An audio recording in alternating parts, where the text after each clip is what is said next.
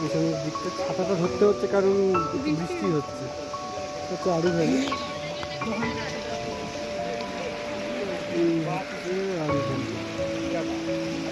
খুব সুন্দর জায়গা, জায়গাটা খুব সুন্দর।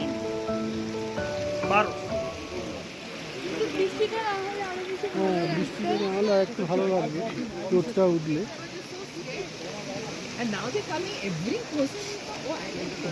সুন্দর জায়গা, চারদিকে বরফও পড়ে আছে, দেখাই যাচ্ছে। আরুখালিতে আসতে গেলে কিন্তু যদি আপনারা ড্রাইভার হায়ার করেন, মানে ধরুন আপনি জম্মু থেকে হায়ার করেছেন, তো সেক্ষেত্রে কিন্তু আপনার ড্রাইভার কিন্তু আসবে এখান থেকে লোকাল, আপনাকে ট্যাক্সি নিতে হবে আরু ভ্যালি, বেতাব ভ্যালি আর চন্দনবাড়ি ঘোরার জন্য। তার জন্য কিন্তু আপনাদেরকে আলাদা করে কিন্তু পে করতে হবে।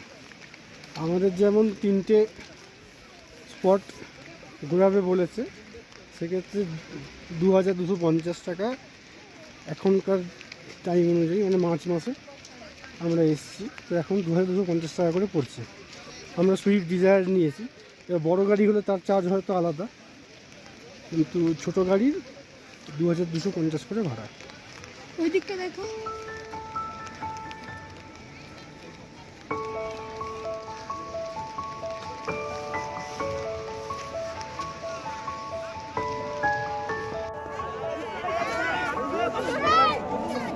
আরুভ্যালি শুধু সৌন্দর্যটা দেখুন। যদি রোদ থাকতো আরো কত না ভালো লাগতো আমার ঠিক নেই, কিন্তু এখন কিন্তু খুব সুন্দর লাগছে। একটু আগে পুরো কালো মেঘে থেকে গেছিলো, আমাদের প্রচণ্ড মন খারাপ হয়ে গেছিলো, ভেবেছিলাম পাহাড়গুলো দেখতেই পাবো না।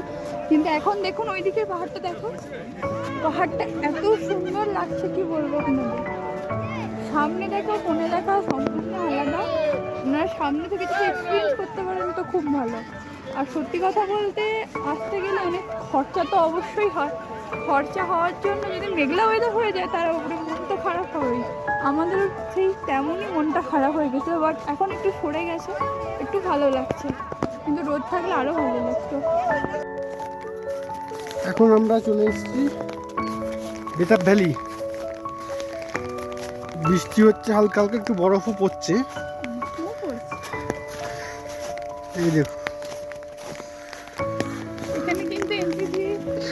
এখানে এন্ট্রি ফি 100 টাকা করে, এন্ট্রি ফি পার হেড। জায়গাটা দেখো, জায়গা খুব সুন্দর।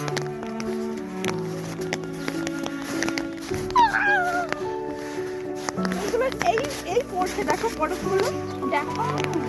হ্যাঁ, এই তো দেখাচ্ছি।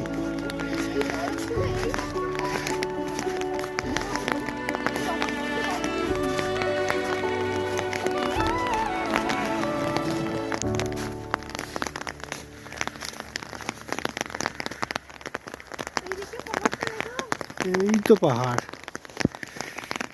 কিন্তু যে ঠান্ডাও ভালো আছে, ঠান্ডা কিন্তু খুব ঠান্ডা।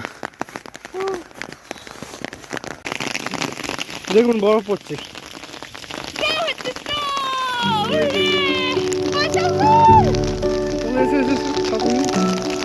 দেখুন বরফ পড়ছে। ওরা কোথায় গেল?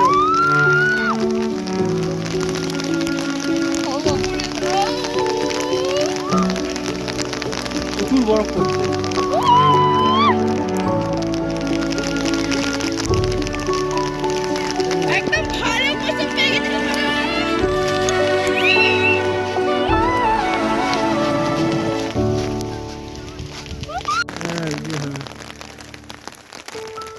এই যে আমরা কোথায় এসেছি, বেতাব ভ্যালি। এই যে সবাই, আর এই দিকটা দেখাই আরামসে। এই যে চলো আরো भी जाना आपको, ये भी जाएगा।